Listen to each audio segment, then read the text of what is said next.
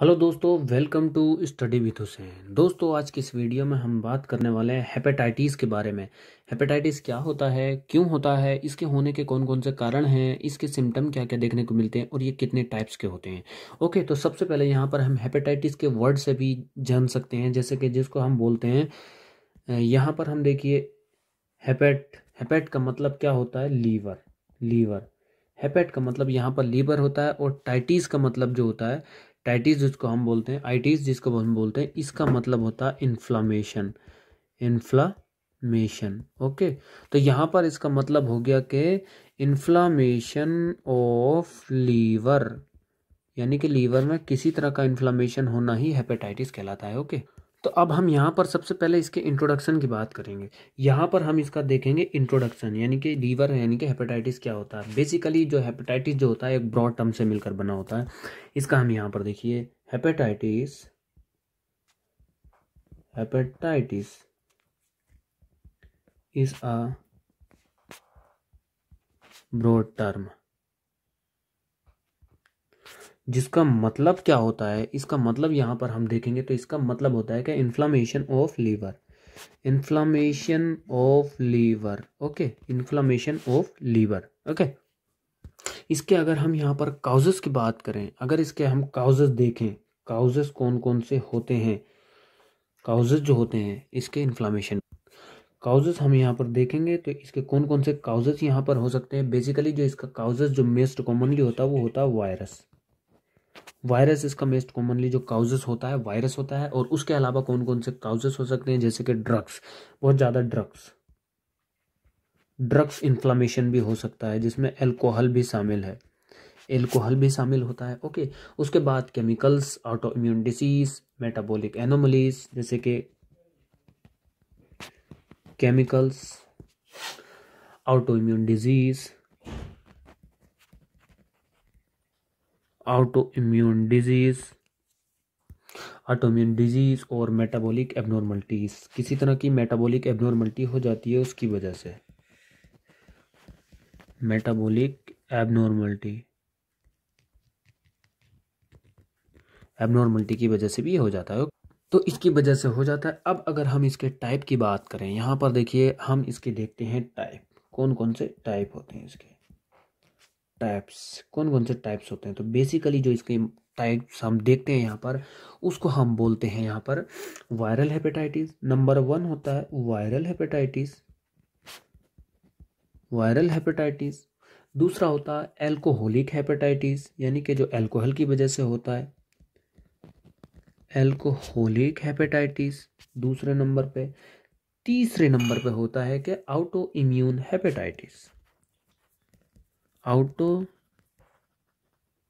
Immune hepatitis. ये 3 तरह का हेपेटाइटिस होता है। यहाँ पे सबसे पहले हम जानेंगे वायरल हेपेटाइटिस क्या होता है, कितने टाइप्स के होते हैं वायरल हेपेटाइटिस। तो यहाँ पर हम देखिए एक फोटो देख लेते हैं। देखिए ये वायरल हेपेटाइटिस होता है। ओके, क्या होता है कि देखिए ये तो हमारा है लीवर, ये हमारा है लीवर। अब लीवर पे जो ये वायरस है ना, वायरस ये लीवर पर अटैक करता है। जब ये लीवर पर अटैक करता है तो जो इसकी सेल्स होती हैं उनको धीरे धीरे डैमेज करने लगता है। और इसी वजह से ये लीवर खराब हो जाता है, लीवर काम करना कम कर देता है, काम करना बंद कर देता है, जिसकी वजह से वायरल हेपेटाइटिस होता है। और ये कौन कौन से टाइप्स होते हैं वायरल हेपेटाइटिस के, बेसिकली हम टाइप को समझेंगे। यहाँ पर कितने टाइप्स के होते हैं वायरल हेपेटाइटिस। ओके, सो यहाँ पर देखिए इसके अब हम टाइप्स लिख लेते हैं, कौन कौन से टाइप्स होते हैं। Basically types of hepatitis, viral hepatitis, types of viral hepatitis. Okay, मैं शॉर्ट फॉर्म लिख दी है यहाँ पर, आप लिख लीजिएगा। ओके, तो यहाँ पर टाइप्स की अगर बात करें तो बेसिकली हम इसके टाइप्स को देखेंगे। तो टाइप्स में कौन कौन सा आता है, बेसिकली ये 5 टाइप्स के होते हैं। 5 टाइप्स के होते हैं वायरल हेपेटाइटिस। कौन से? Hepatitis A, hepatitis B, hepatitis C, hepatitis D and hepatitis E. यहाँ पर अगर हेपेटाइटिस ए की हम बात करें तो ये क्या होता है कि हमेशा जो होता है एक्यूट होता है, ऑलवेज एक्यूट, ऑलवेज एक्यूट होता है, ऑलवेज एक्यूट कंडीशन में होता है। और ये एक शॉर्ट टर्म डिसीज होता है। शॉर्ट टर्म यानी कि बहुत ज़्यादा लंबे समय तक नहीं चलता, जल्दी ही रिकवर हो जाता है, शॉर्ट टर्म डिजीज होता है। ओके, जबकि हेपेटाइटिस बी और सी और डी ये बेसिकली क्या होता है, ये जो होता है मतलब ये क्रोनिक भी कर सकता है, यानी कि ये बहुत लंबे समय तक चलने वाली कंडीशन होती है। ये क्या कन्वर्ट हो सकता है क्रोनिक में, अगर इसका जल्दी ट्रीटमेंट ना किया गया तो ये क्रोनिक कंडीशन में भी कन्वर्ट हो सकता है। B can convert in chronic, chronic condition में कन्वर्ट हो सकता है, जिसकी वजह से ये आपके लीवर को पूरी तरह से डैमेज कर देता है। ओके, अब आता है हेपेटाइटिस ई। हेपेटाइटिस क्या है, बेसिकली ये जो होता है ना एक यूजुअली आमतौर पर एक्यूट होता है, usually acute, but can be particularly diagnosis dangerous in pregnant women. Okay, ये जो होता है डेंजरस होता है, ये यूजुअली एक्यूट होता है और कभी कभी क्रोनिक में भी कन्वर्ट हो जाता है। लेकिन ये जो बहुत ज़्यादा डेंजरस होता है, dangerous in pregnant women, pregnant women में ये डेंजरस हो सकता है। ओके, बट यहां पर देखिए एक टर्म और है, ए एंड ई। ये जो है ना, ये वायरस जो है ये बेसिकली क्या होते हैं कि ये वायरस जो होते हैं टिपिकली काउजेस ओनली एक्यूट, मतलब ये ओनली एक्यूट कंडीशन में होते हैं, एक्यूट होते हैं और ये शॉर्ट टर्म इन्फेक्शन होते हैं, एक्यूट होते हैं और शॉर्ट टर्म इन्फेक्शन होते हैं, शॉर्ट टर्म इन्फेक्शन होते हैं, शॉर्ट टर्म इन्फेक्शन। ओके, यानी कि इनको जल्दी रिकवर कर सकते हैं, ज़्यादा ये एक्यूट यानी कि क्रोनिक कंडीशन में ये नहीं पहुंच पाते। ओके, इनको जल्दी रिकवर कर लिया जाता है। सो अब हम यहाँ पर देखिए पूरा इसका देखेंगे कि किस तरह से ये पूरे हम इसको देखेंगे, हम हेपेटाइटिस के बारे में पूरे यहाँ पर देखेंगे, पूरे यहाँ पर हम इस तरह से देखेंगे कि कौन कौन सा हेपेटाइटिस ए है, क्या क्या करता है, किस वजह से ट्रांसमिटेड होता है और कौन कौन से ये होता है। ओके, यहाँ पे सबसे पहले हम समझेंगे, देखिए हेपेटाइटिस ए, हेपेटाइटिस ए के बारे में हम यहाँ पर समझेंगे। ये देखिए हेपेटाइटिस ए ये क्या होता है। हेपेटाइटिस ए बेसिकली यहाँ पर हम देखेंगे कि हेपेटाइटिस ए जो है ये हेपेटाइटिस ए वायरस का जो रूट होता है, यानी कि कहाँ से फैलता है, इसका जो रूट होता है ना ये फीको ओरल रूट से फैलता है, फीको ओरल इसका रूट होता है, यहाँ पर ये फीको ओरल इसका रूट होता है। ओके, तो फीको ओरल यानी कि गंदा खाने से या प्रॉपर तरीके से हाइजीन ना रखने की वजह से ये हमारी बॉडी के अंदर चला जाता है, जिसकी वजह से इन्फेक्शन हो जाता है। अब ये इसमें क्या होता है कि इसके जो सिम्टम देखने को मिलते हैं ना, इसके जो सिम्टम देखने को मिलते हैं इसमें क्या होता है, लॉस ऑफ एपेटाइटिस, यानी कि आपको जो भूख लगने होती है वो बहुत ज़्यादा कम हो जाती है, आपको डायरिया की कंडीशन इसमें देखने को मिल जाती है, आपका फीवर इस कंडीशन में आ सकता है, इसमें आपको नोजिया भी हो सकता है, सिकनेस हो सकती है और इसमें जनरल डिस्कम्फर्ट इसमें आपको फील हो सकती है, जिसमें मेल से बोलते हैं, और आपको जॉन्डिस की कंडीशन भी इसमें देखने को मिल सकती है, यानी कि पीलिया हो सकता है, आपका यूरिन का कलर येलो हो सकता है, आपको आपकी स्किन का कलर भी इसमें येलो हो सकता है। ओके, अब इसमें आता है कि 6 वीक रिकवरी टाइम, यानी कि ये जो होता है मतलब 6 वीक में, यानी कि लगभग 1.5 मंथ के 1.5 मंथ, यानी कि 1.5 मंथ में इसकी रिकवरी हो जाती है, और ये जो होता है परमानेंट डैमेज नहीं करता है लीवर को। ओके, तो यहाँ पर ये हेपेटाइटिस ए, और हेपेटाइटिस ए का ही कनेक्शन एक आता है यहाँ पर ई पर यहाँ पर कैसे आता है कि देखिए हेपेटाइटिस ई जो है ये यहाँ पे इन पे दोनों की ही रिकवरी सेम मानी जाती है यहाँ पर, यानी कि दोनों ही सेम कंडीशन में यहाँ पर इसको माने जाते हैं। इसमें क्या होता है कि यहाँ पर देखिए कि ये जो होता है ना, देखिए इसका फीको ओरल रूट है, हेपेटाइटिस ए का भी फीको ओरल रूट है।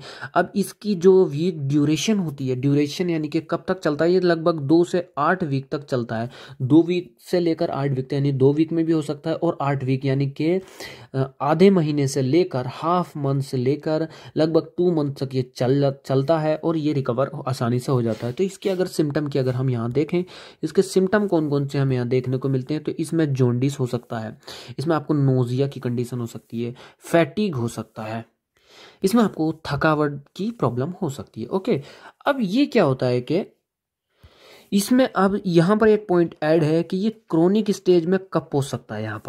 यहाँ पर देखिए कि क्रोनिक स्टेज में ये कब पहुंच सकता है कि ये या तो आपका इम्यून सिस्टम बहुत ज़्यादा वीक है या फिर प्रेगनेंसी। अगर प्रेगनेंसी में हेपेटाइटिस ए है तो ये क्रोनिक कंडीशन में पहुंच सकता है, और अगर आपका इम्यून सिस्टम बहुत ज़्यादा वीक है तो उसकी वजह से भी ये क्रोनिक में पहुंच सकता है।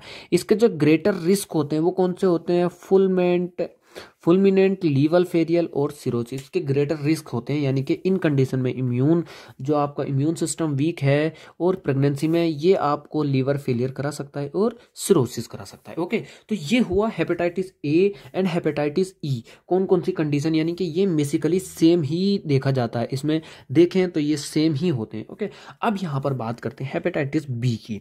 हेपेटाइटिस बी बेसिकली यहाँ पर देखिए हेपेटाइटिस बी का जो वायरस होता है ये कैसे हमारी बॉडी के अंदर एंटर करता है। बाई देखिए यहाँ पर ये जो सेक्सुअली कंटामिनेटेड होता है, यानी कि सेक्स के थ्रू, सेक्स करने से और अनप्रोटेक्ट सेक्स करने से, और या कंटामिनेटेड निडल, जो आपका मतलब किसी के कंटामिनेटेड, अगर किसी पेशेंट को हेपेटाइटिस बी है, अगर निडल लगाई गई हो, निडल उसका ब्लड के कांटेक्ट में आया हो और वही निडल आपको आपके कांटेक्ट में आ जाए, गलती से आपको जो नर्स है वो आपको अगर लगा दे तो उसकी वजह से भी हो सकता है। इसीलिए कहते हैं कि हमेशा जो है अगर किसी का ब्लड का सैंपल लिया जाए या ब्लड का किसी कोई भी काम किया जाए तो वो हमेशा ही न्यू सिरिंज से किया जाता है।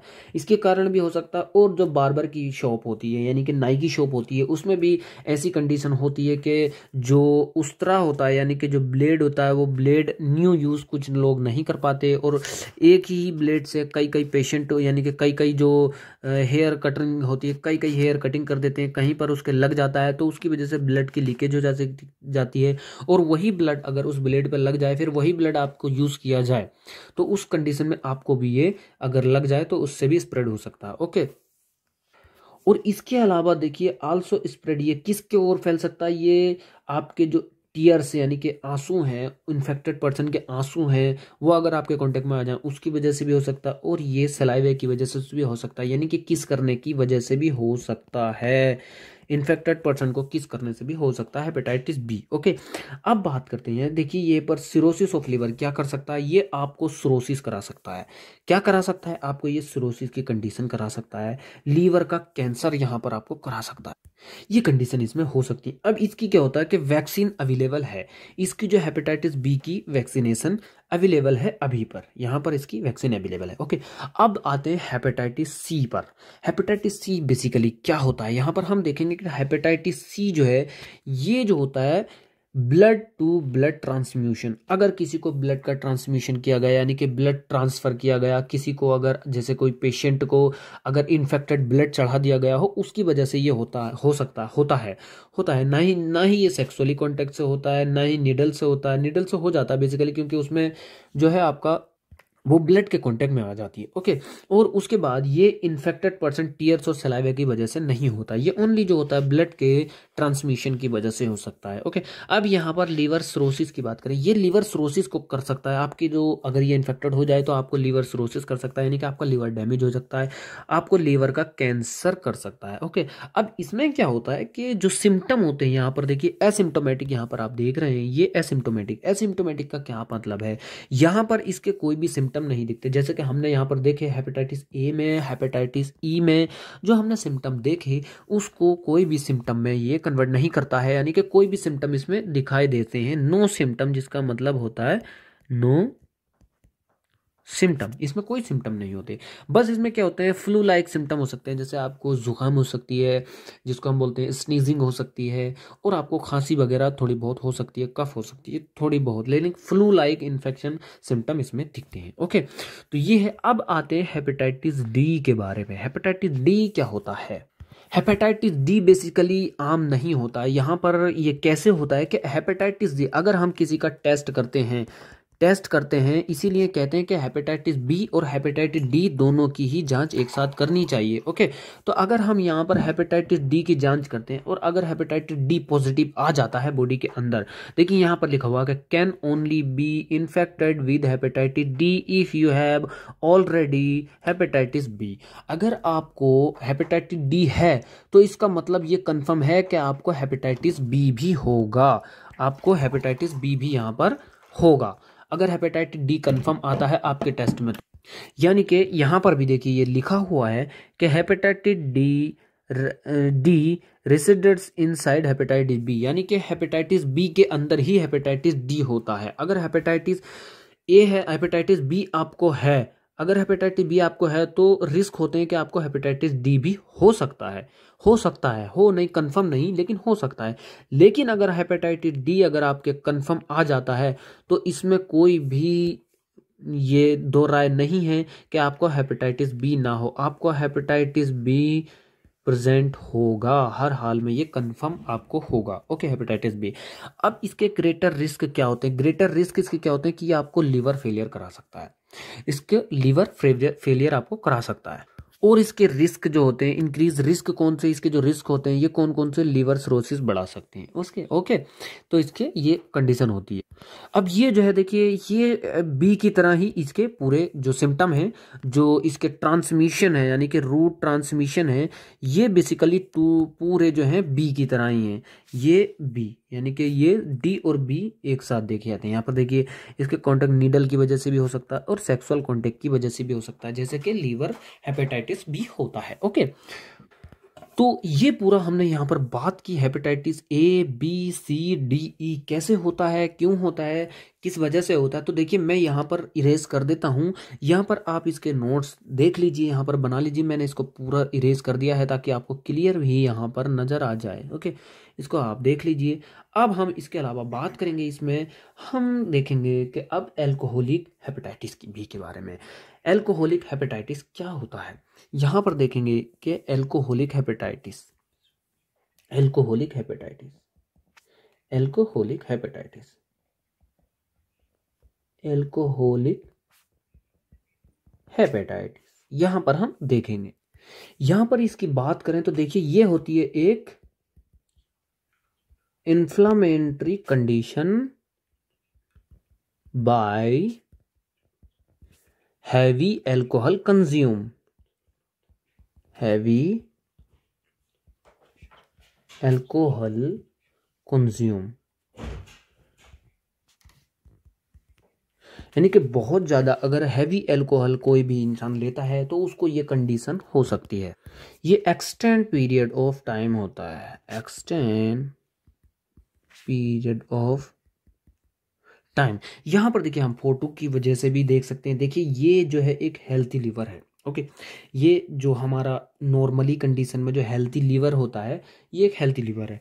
इसमें क्या होता है, बहुत ज़्यादा अगर एल्कोहल को यूज़ करता है, कंज्यूम एब्यूज ऑफ एल्कोहल, तो एल्कोहलिक लीवर इस तरह से हो जाता है। ओके, तो यहाँ पर हम देख सकते हैं कि एल्कोहलिक लीवर इस तरह से हो जाता है, एल्कोहलिक। ओके, यहाँ पर ये एल्कोहलिक लीवर हो गया। उसके बाद कंज्यूम एब्यूज ऑफ, बहुत ज़्यादा एल्कोहल अगर लेता है तो इसमें आपको क्या हो सकता है कि हेपेटाइटिस जो क्रोनिक हो सकता है, सिरोसिस हो सकता है, यानी कि आपको बहुत ज़्यादा ख़राब कंडीशन हो सकती है, आपका लीवर ट्रांसप्लांट भी कर सकता है और बहुत ज़्यादा सिरोसिस हो सकता है। जैसे जैसे हम यहाँ पर देखिए देख सकते हैं ये सिरोसिस किस वजह से, कैसे सिरोसिस इसमें हमको दिख रहा है। ओके, यहाँ पर हम सिरोसिस को देख सकते हैं।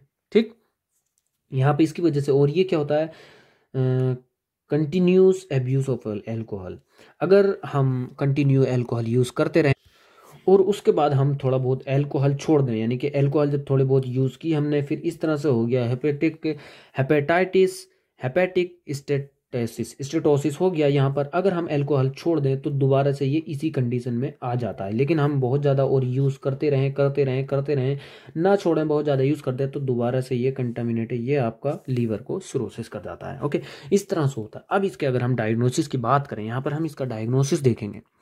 अगर हम इसके डायग्नोसिस की बात करें, यहाँ पर इसके डायग्नोसिस हम देखेंगे। डायग्नोसिस इसको हम देखेंगे कि इसको हम कैसे पहचान सकते हैं। इसके लिए बेसिकली जो होता है, इसके लिए सीबीसी का टेस्ट लगाया जाता है। सीबीसी में हम देखते हैं, सीबीसी यानी कि कंप्लीट ब्लड काउंट देख सकते हैं। लीवर फंक्शन टेस्ट दे सकते हैं, LFT लीवर फंक्शन टेस्ट इसके हम लगा सकते हैं। और उसके अलावा जो हम कर सकते हैं, अल्ट्रासाउंड कर सकते हैं, यानी कि USG, हम USG इसमें कर सकते हैं। और इसमें CT स्कैन हम कर सकते हैं, CT स्कैन भी इसमें कर सकते हैं इस कंडीशन में। उसके अलावा हम ब्लड क्लोटिंग टेस्ट भी इसमें कर सकते हैं। यहाँ पर blood clotting test, blood clotting test भी इसमें करते हैं इसमें।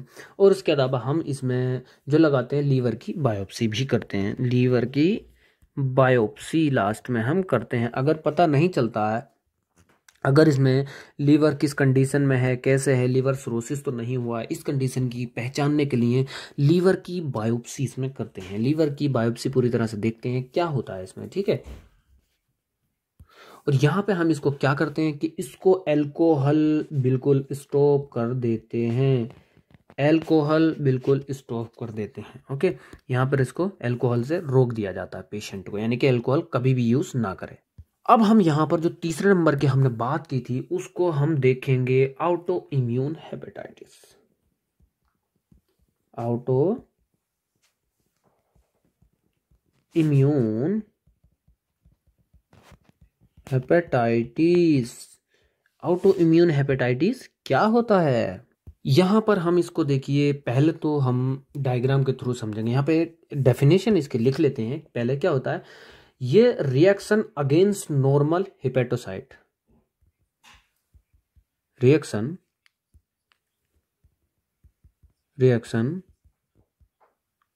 अगेंस्ट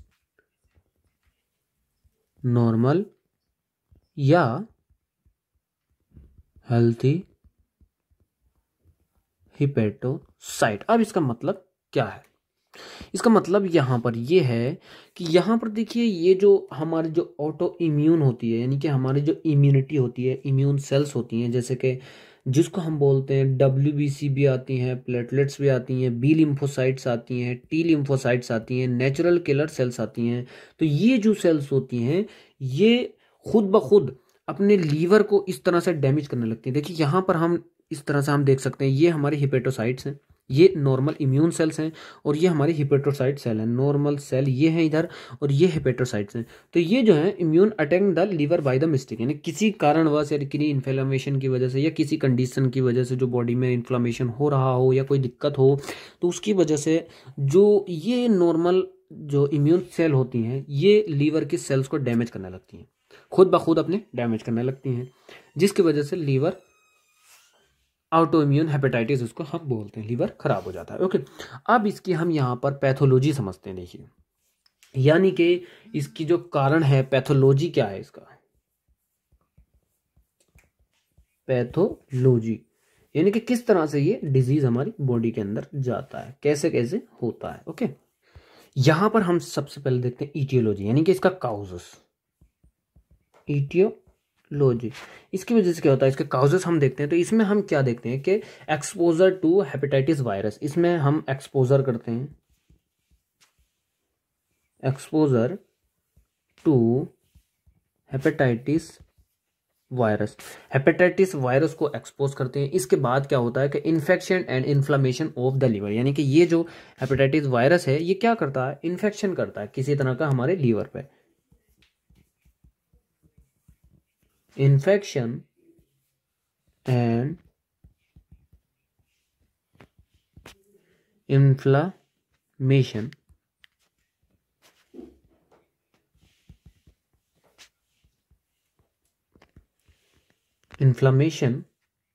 ऑफ लीवर, इन्फ्लामेशन करेगा। उसके बाद ये क्या होता है, हेपेटोसाइट, जो इन्फ्लामेशन होगा तो लीवर की जो सेल्स हैं वो डैमेज होने लगेंगी, डैमेज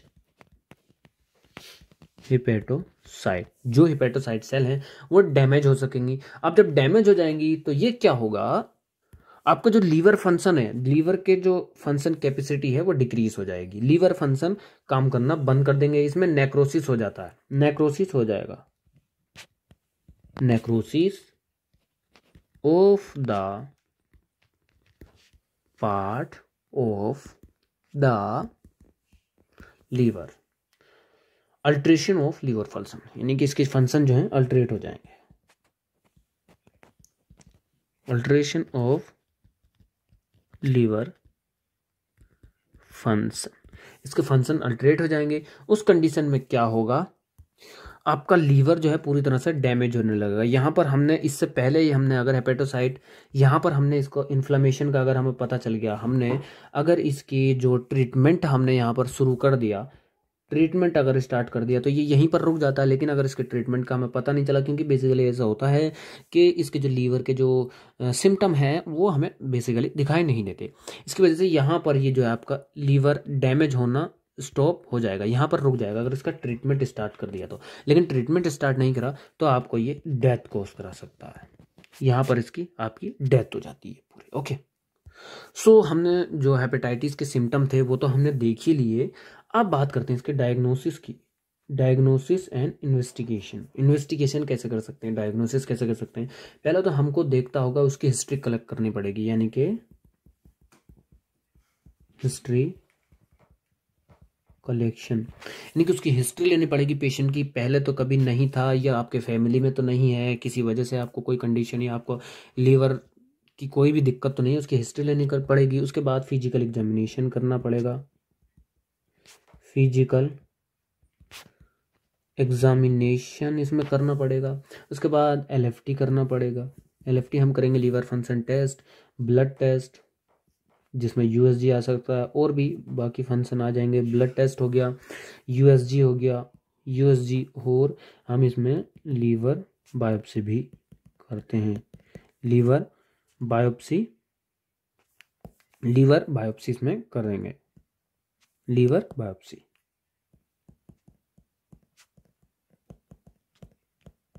लीवर बायोप्सी इसमें करेंगे। ओके, अब इसके हम मैनेजमेंट की बात करते हैं। ट्रीटमेंट यानी मैनेजमेंट, इसका हम मैनेजमेंट देखेंगे।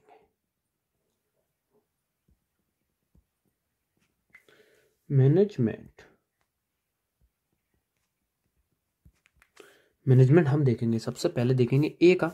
यहाँ पर ए का हेपेटाइटिस का मैनेजमेंट क्या होगा?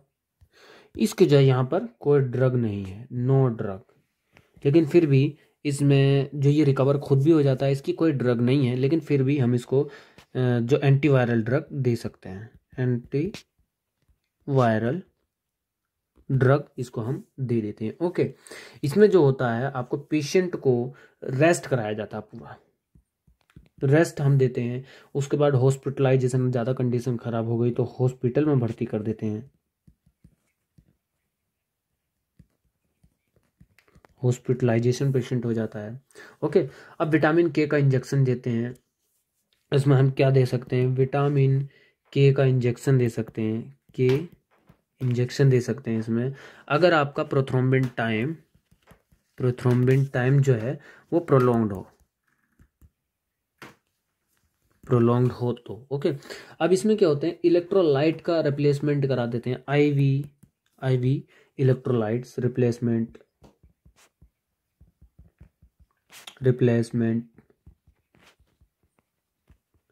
इलेक्ट्रोलाइट रिप्लेसमेंट होता है। और इसमें होता है एंटीमेटिक ड्रग, यानी कि आपको नोजिया वॉमिटिंग की कंडीशन होती है तो इसमें आपको एंटीमेटिक भी देते हैं, एंटीमेटिक ड्रग भी इसमें हम इसको दे सकते हैं। ओके, अब आता है हेपेटाइटिस बी का ट्रीटमेंट, मैनेजमेंट आता है हेपेटाइटिस बी का।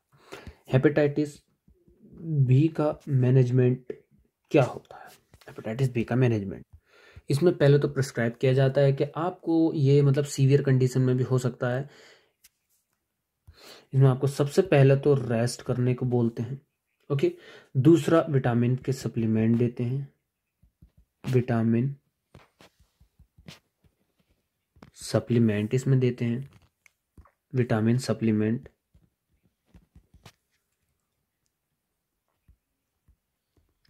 विटामिन सप्लीमेंट देते हैं। अवॉइड करते हैं अल्कोहल को इसमें अवॉइड करते हैं। और इसके बाद हम इसमें एंटीवायरल ड्रग देते हैं। कौन सी ड्रग देते हैं? एंटीवायरल ड्रग्स इसमें हम देते हैं। कौन कौन से इसमें ड्रग दे सकते हैं? जिसमें हम देते हैं आप सब टेनोफोबिर ड्रग होती है, और एडिनोफोबिर ड्रग होती है। एडिनोफोबिर इसमें ड्रग दे सकते हैं। और देख सकते हैं इसमें हम लेमिवोडिन, ये इसमें ड्रग हम इसको दे सकते हैं। ओके, तो ये इसका हेपेटाइटिस बी का मैनेजमेंट हुआ। अब हेपेटाइटिस टी के मैनेजमेंट क्या होते हैं? यहाँ पर जो इसका जो हेपेटाइटिस बी का जो ट्रीटमेंट है, बेसिकली बी का भी यही है, लेकिन इसकी कोई वैक्सीन नहीं है। यहाँ पर इसकी वैक्सीन भी अवेलेबल होती थी। हेपेटाइटिस प्लस वैक्सीन, यहाँ पर इसकी वैक्सीन भी होती है। ओके, लेकिन यहाँ पर जो होते हैं हेपेटाइटिस सी की जो वैक्सीन है, यहाँ पर हेपेटाइटिस सी की नो वैक्सीन, यहाँ पर इसकी कोई भी वैक्सीन नहीं होती। ओके, अब जो हेपेटाइटिस डी हमने देखा, हेपेटाइटिस डी यहाँ पर हमने देखा था, ये हेपेटाइटिस डी जो हमने देखा था, इसकी जो होती है हेपेटाइटिस बी वाली ही वैक्सीन लगती है। ओके, इसकी वैक्सीन जो होती है हेपेटाइटिस बी वाली लगती है, क्योंकि ये बेसिकली बी की तरह ही होता है। ओके, अब आते हैं हेपेटाइटिस ई के बारे में। हेपेटाइटिस ई ये जो हेपेटाइटिस बी की वैक्सीन इसमें लगती है, हेपेटाइटिस डी जो होता है, हेपेटाइटिस डी, इसका भी वही ट्रीटमेंट होता है, लेकिन इसकी वैक्सीन जो लगती है वो बी वाली ही काम कर जाती है। ओके, अब आता है हेपेटाइटिस ई। हेपेटाइटिस ई का मैनेजमेंट क्या होता है? हेपेटाइटिस बी का जो है ये बेसिकली नो स्पेसिफिक ट्रीटमेंट इसको बोलते हैं। इसका जो कोई नो स्पेसिफिक ट्रीटमेंट नहीं है, नो स्पेसिफिक ट्रीटमेंट, क्योंकि ये ज़्यादा क्योर कंडीशन में नहीं आता। ये प्रेगनेंसी में ही बेसिकली क्रोनिक कंडीशन में पहुंच जाता है। क्रोनिक कंडीशन होती है या इम्यून कंडीशन होती है, उसकी वजह से क्रोनिक में पहुंचता है, वरना ये रिकवर खुद भी हो जाता है। इसमें क्या होता है कि इसी तरह से यही देखते हैं हेपेटाइटिस जो हमने ये देखा, हेपेटाइटिस ए का जो क्योर है, मतलब इसमें ड्रग जो है एंटीवायरल दे सकते हैं, रेस्ट देते हैं, हॉस्पिटलाइजेशन करते हैं, विटामिन की सप्लीमेंट देते हैं और इलेक्ट्रोलाइट्स देते हैं और एंटीमेटिक ड्रग, क्योंकि इसमें उल्टी वगैरह यानी कि आपको वॉमिटिंग भी इसमें हो जाती है। अब इसमें जो है प्रिवेंशन की बात करें तो प्रिवेंशन वही होती है कि आपको जो होते हैं हाइजीन रखनी चाहिए और आपको जो खेलना भी चाहिए, स्पोर्ट्स करना चाहिए, एक्सरसाइज करना चाहिए, रेस्ट लेना चाहिए पूरा आराम से, और वैक्सीनेशन इसमें लगा लेनी चाहिए। यही इसकी कंडीशन होती है। और अगर इसके कॉम्प्लिकेशन की बात करें, कौन कौन सी कॉम्प्लिकेशन वाली समस्याएं इसमें देखने को हमें मिल सकती हैं, कॉम्प्लिकेशन की बात करें, कॉम्प्लिकेशन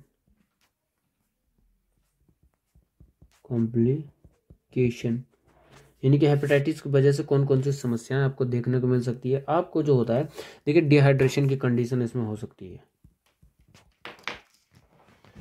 डिहाइड्रेशन इसमें हो सकता है, और इसमें हो सकता है कि आपको हाइपोकैलीमिया हो सकता है, हाइपोकैलीमिया हो सकता है, और आपको क्रोनिक कैरियर हेपेटाइटिस हो सकता है, क्रोनिक कैरियर हेपेटाइटिस हो सकता है इसमें आपको। और दूसरा आपको फुलफिलमेंट हेपेटाइटिस हो सकता है, लीवर सिरोसिस हो सकता है, आपको लीवर सिरोसिस हो सकता है,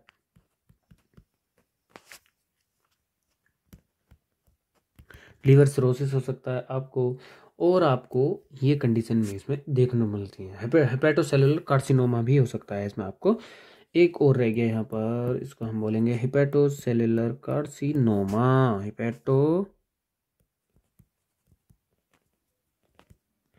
सेलुलर कार्सिनोमा। तो ये कंडीशन आपको देखने को मिल सकती है हेपेटाइटिस के बारे में।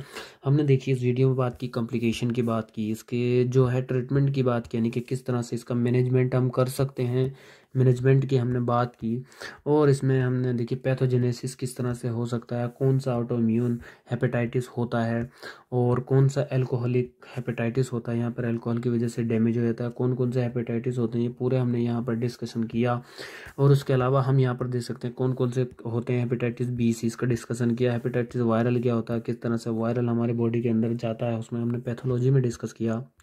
और ये कौन कौन से होते हैं टाइप्स की बात की, कौन कौन से वायरल होते हैं, तो इस तरह से हमने बात की। ओके, सो वीडियो कैसा लगा कमेंट करके ज़रूर बताइएगा। वीडियो अगर आपको अच्छी लगी हो तो वीडियो को, चैनल को हमारे ज़रूर सब्सक्राइब कीजिएगा और आप बेल आइकन को ज़रूर दबाइएगा, क्योंकि बहुत सारे ऐसे होते हैं जिनकी वजह से मतलब जो आप वीडियो देखते हैं लेकिन बेल आइकन नहीं दबाते, चैनल को सब्सक्राइब नहीं कर पाते, जिसकी वजह से आपके पास पूरी इन्फॉर्मेशन हमारी नहीं पहुंच पाती। तो बेल आइकन ज़रूर दबाइएगा, ताकि इसी तरह से अगर हम जैसे ही अपलोड करें वीडियो तो आपके चैनल पर अवेलेबल हो जाए। ओके, यानी कि आपके मोबाइल पर आ जाए। So thank you for watching. Video कैसा लगा कमेंट करके ज़रूर बताइएगा और थैंक यू।